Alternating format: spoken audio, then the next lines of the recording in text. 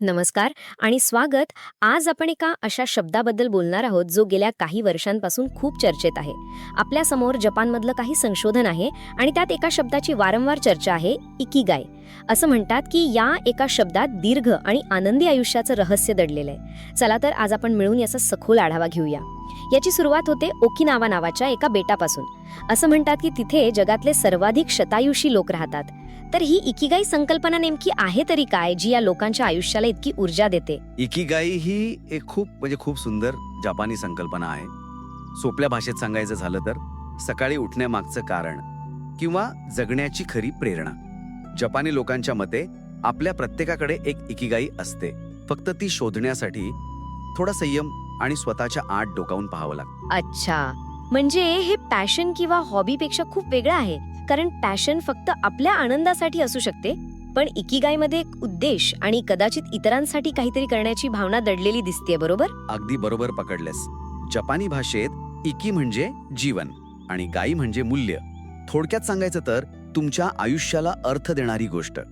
आणि ह्या संशोधनात एक गोष्ट एकदम स्पष्ट होते की ज्या लोकांना त्यांची इकिगाई सापडली आहे त्यांचं आयुष्य फक्त दीर्घ नाही तर जास्त आनंदी आणि समाधानी आहे. आणि हेच तर आपल्याला शोधायचं आहे. या संशोधनाचं केंद्रस्थान आहे ओकिनावा, ज्याला ब्लू झोन म्हणून शतायुषी लोकांचं बेट म्हणूनही ओळखलं जातं. तिथल्या ओगिमी गावात तर जगातला सर्वाधिक आयुर्मानाचा दर आहे. मग ह्या लोकांच्या रोजच्या जगण्यात असं काय खास आहे? याचं उत्तर एका गोष्टीत नाहीये, अनेक छोट्या छोट्या गोष्टींमध्ये दडलेलं आहे. सुरुवात त्यांच्या आहारापासून करूया. तो खूप साधा पण पौष्टिक असतो. भरपूर भाज्या, टोफू, रताळी आणि आठवड्यातून साधारण 3 वेळा मासे. विशेष म्हणजे ते शिकुवासा नावाचं एक लिंबासारखं फळ खातात, ज्यात अँटीऑक्सिडंटचा खजिना असतो. पण फक्त काय खायचं यापेक्षा कसं खायचं यावर त्यांचा जास्त भर दिसतोय, नाही का? हारा हाचिबू नावाची एक संकल्पना वाचनात आली माझ्या. हो, आणि ती खूप महत्वाची आहे. हारा हाचिबू म्हणजे पोट 80% भरेपर्यंतच खाणे. जेवताना जेव्हा आपल्याला वाटतं की आपलं पोट जवळजवळ भरलं आहे पण अजून थोडी भूक शिल्लक आहे, तेव्हाच ते खाणं थांबवतात. अरे, म्हणजे आपली आजी आजोबा सांगतात तसाच काहीसं की जेवताना पोटात थोडी जागा ठेवायची. ही संकल्पना तर आपल्याकडेही आहे, पण जपानमध्ये ती जगण्याचा एक नियमच बनली आहे. अगदी. आजच्या कॅलरी काउंटिंगच्या जगात ही किती सोपी आणि नैसर्गिक गोष्ट आहे. या सवयीमुळे त्यांच्या पचनसंस्थेवर अतिरिक्त ताण येत नाही, पेशींचं ऑक्सिडेशन कमी होतं आणि शरीर आतून तरुण राहतं. त्यामुळे ते जास्त काळ निरोगी जगतात. ठीक आहे, म्हणजे आहार झाला, पण माणूस फक्त खाण्यापिण्यावर जगत नाही. या लोकांच्या सामाजिक जीवनाबद्दल काहीतरी विलक्षण गोष्ट आहे या लेखांमध्ये. मोआई नावाची एक परंपरा. मोआय, हो, ही ओकिनावाची खरी ताकद आहे. हे जवळच्या मित्रांचे गट असतात जे आयुष्यभर एकमेकांना भावनिक, सामाजिक आणि अगदी आर्थिक आधारही देतात. हे गट कुटुंबासारखेच काम करतात. ही संकल्पना ऐकायला खरंच खूप छान वाटते, पण आजच्या धावपळीच्या शहरी जीवनात जिथे लोक सतत घरं आणि नोकऱ्या बदलतात, तिथे अशी आयुष्यभराची मोआई टिकू शकते का, हा एक प्रश्नच आहे.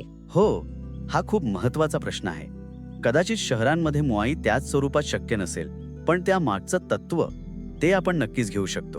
तत्व आहे काही घट्ट मित्रमैत्रिणींचा एक गट तयार करणे, ज्यांच्यासोबत आपण नियमितपणे भेटू, बोलू आणि गरजेच्या वेळी एकमेकांच्या पाठीशी उभे राहू.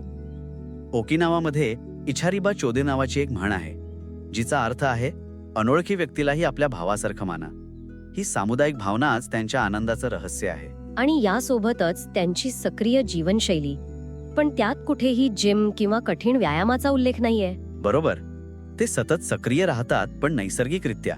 बागकाम करणे, चालणे, मित्रमैत्रिणींना भेटायला जाणे, ह्या गोष्टी त्यांच्या रक्तातच भिनल्या आहेत.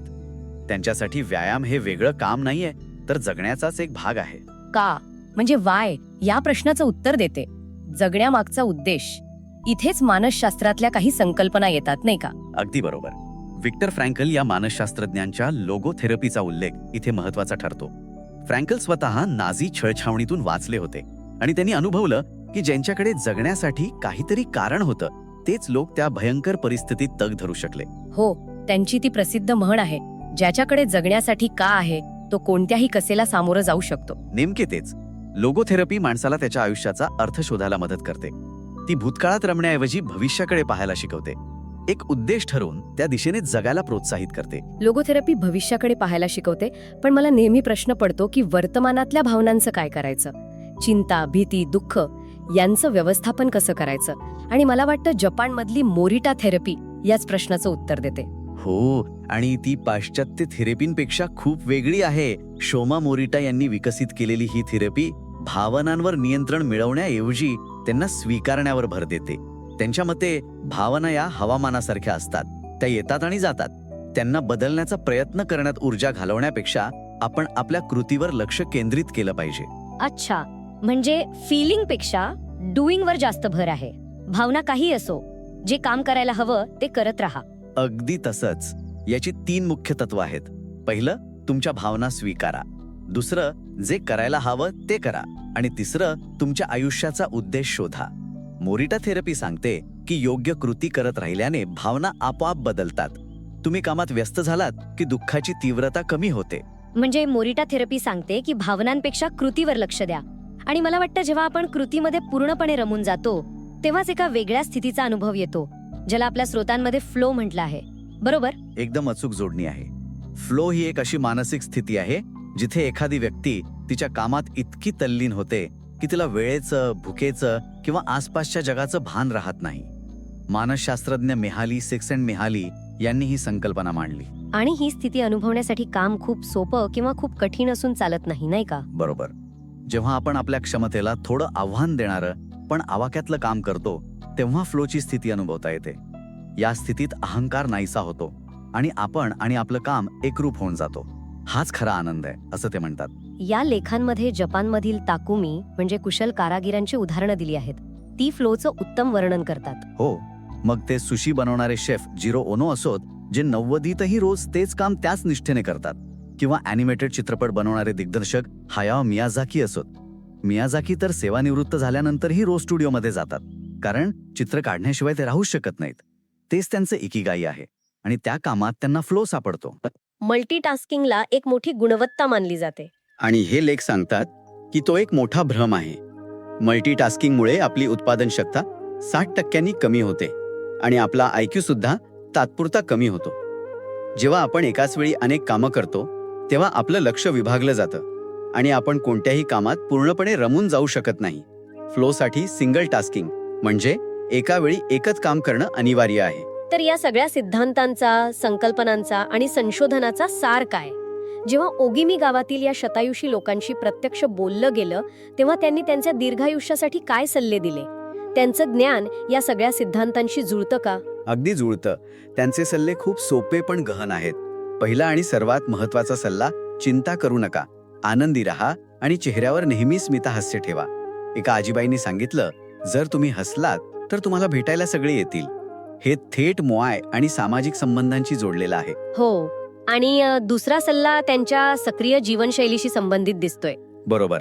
चांगल्या सवयी जोपासा. सकाळी लवकर उठा, बागेत काम करा, रोज थोडा व्यायाम करा.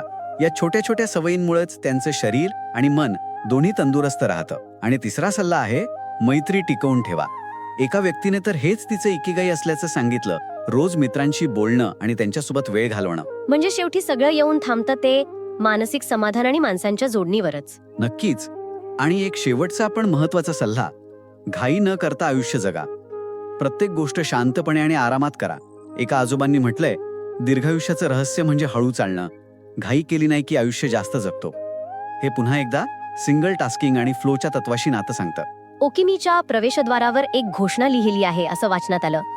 तीच या लोकांचा दृष्टिकोन स्पष्ट करते असं मला वाटतं. हो, आणि ती खूपच सुंदर आहे. ती म्हणते, 80व्या वर्षी मी अजूनही एक लहान मुलं आहे. जेव्हा तुम्ही 90व्या वर्षी भेटायला याल तेव्हा 100 वर्षांचा होईपर्यंत थांबायला सांगा. हा दृष्टिकोनच सर्व काही सांगून जातो. तर या सगळ्याचा सारांश काढला तर असं दिसतंय की भौतिक गोष्टींपेक्षा मानसिक आणि सामाजिक आरोग्यच त्यांच्या दीर्घायुष्याची गुरुकिल्ली आहे. इकिगाई म्हणजे हिमालयात जाऊन शोधायची कोणती तरी मोठी गोष्ट नाहीये, तर आपल्या रोजच्या जगण्यात छोट्या छोट्या गोष्टींमध्ये उद्देश शोधणं आहे. अगदी बरोबर. आणि सर्वात महत्वाचा विचार हा आहे की प्रत्येकाची इकिगाई त्याच्या आतच दडलेली असते. गरज असते ती फक्त एका शांत आणि संयमी शोधाची.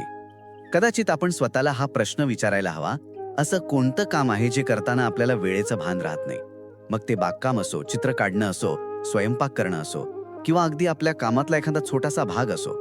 उत्तर सापडलं तर कदाचित तिथेच आपली इकिगाई दडलेली असेल.